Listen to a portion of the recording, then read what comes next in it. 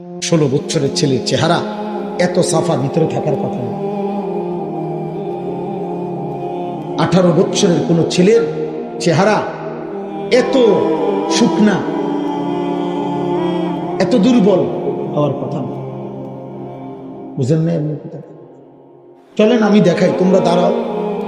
আলহামদুলিল্লাহ, আমি আমার বিষয়ের উপরে সারাদিন রাত কাজ করি।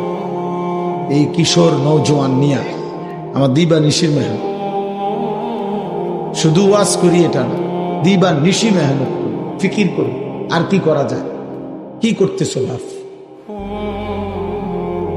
কি করছো? দাঁড়াও, তাহলে আমরা দাঁড় করাই তোমাদের বাবারা তোমাদেরকে দেখুক, তোমাদের সমাজ তোমাদেরকে দেখুক যে গুনাহ তোমাদের চেহারা কি কালো বানাইছে।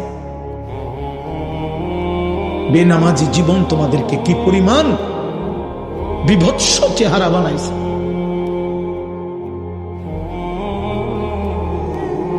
আরে দেখো আব্বা, মোবাইলে কার ছবি দেখো? তোমার মা? ওই নারী তোমার মা?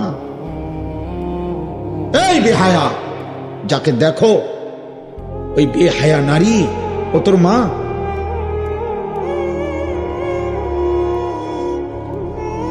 একটা অসভ্য যুবক, কল্পনা কর না ফরমান, তোর মাকে যদি কেউ এমন দেখে, তোর বোনকে যদি কেউ এমন দেখে, তোর বিবাহিত স্ত্রীকে যদি কেউ এমন দেখে, তোর কন্যাকে যদি এমন কেউ দেখে, তোর ফুফিকে যদি কেউ এমন দেখে, তোর খালাকে যদি কেউ এমন দেখে, আল্লাহর কসম, এটা নবীজি সাল্লাল্লাহু আলাইহি সাল্লাম হাদিসে, নবীজি, আমি এটা নিজের থেকে বলি নাই, নবী এক যুবককে এটা বলছে। নবীজির জামানায় এক যুবক নবীজির কাছে জিনার, ব্যভিচারের অনুমতি চাইছিল। ইযান লি বিজিনা, হাদিসের সব এই কিতাব আমার গাড়িতে আছে, ওয়ালা তাকরাবুজ জিনা, এই নামে আমার কাছে একটা কিতাব আছে, ও কিতাবে আছে। যুবক বলছে, ইয়া রাসূলুল্লাহ, আমাকে জিনার, ব্যভিচারের, লজ্জাস্থানের হারাম ব্যবহারের অনুমতি দেন।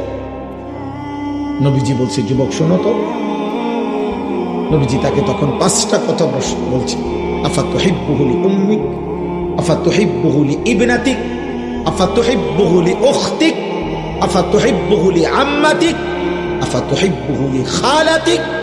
যুবক, তুমি কি পছন্দ করো তোমার মায়ের সাথে কেউ জিনা করুক, তোমার মেয়ের সাথে কেউ জিনা করুক, তোমার বোনের সাথে কেউ জিনা করুক, তোমার খালার সাথে কেউ জিনা করুক, তোমার ফুফির সাথে কেউ